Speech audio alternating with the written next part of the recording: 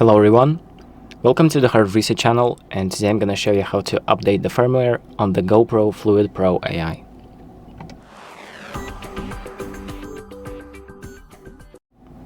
So if you want to update your gimbal or just check for updates, the way to do it is to open up the GoPro Fluid app and pair it with your device in case you haven't done that yet.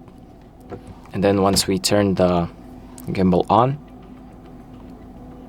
as you can see, it's going to connect, and now it should immediately pop up with an update available notification somewhere in the middle of the screen.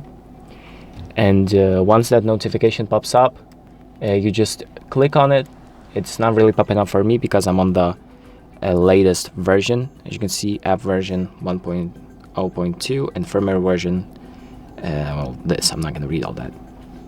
So I'm on the newest versions, and now basically all you need to do is make sure that your device is charged to more than 50%. So the gimbal should be at least more than 2 lines in this little charging icon area. And just to make sure to keep the device on while it updates. And once it's done, it's going to restart and your update will be available. So that is pretty much it. So thank you for watching.